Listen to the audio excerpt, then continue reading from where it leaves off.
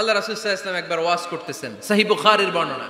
আল্লাহর হাবিব সাল্লাল্লাহু আলাইহি ওয়াসাল্লাম বললেন, ইন্না মিনা শাজারি শাজারা, এক ধরনের গাছ আছে, লা ইয়াসকুতু ওয়ারাকুহা, যেই গাছের পাতা কোনোদিন ঝরে না, পাতা পড়ে না, একটা গাছ আছে।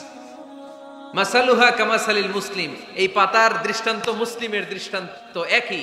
হাদ্দিসুনি মা হিয়া, দেখি তো কোন সাহাবী বলতে পারে এটা কোন গাছ। আল্লাহর হাবিব বললেন, এমন একটা গাছ আছে যেই গাছের কোনো পাতা ঝরে না।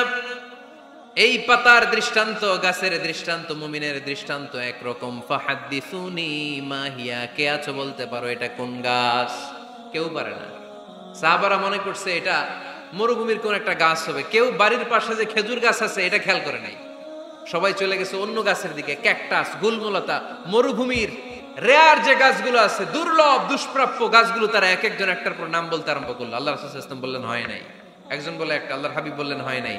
সবশেষে কেউ যখন পারে না, আল্লাহ রাসূল সাল্লাল্লাহু আলাইহি ওয়াসাল্লাম বললেন, ইন্নাহা আন-নাখলা, এটা খেজুর গাছ। এটা কি গাছ? সবাই বলেন, কি গাছ? খেজুর গাছ। কেউ পারে নাই। ওয়াজ শেষ, নসিহত শেষ, সবাই বাড়ি ফিরে যাচ্ছে। সাইয়েদনা ওমর ফারুক রাদিয়াল্লাহু তাআলা আনহু, উনি ওনার ছেলে আব্দুল্লাহ ইবনে ওমরকে নিয়ে যাচ্ছে। আব্দুল্লাহ ইবনে ওমর হঠাৎ করে বললেন, আব্বা, আল্লাহ রাসূল যখন জিজ্ঞেস করেছিল এটা কোন গাছ, আমি কিন্তু জানতাম এটা খেজুর গাছ।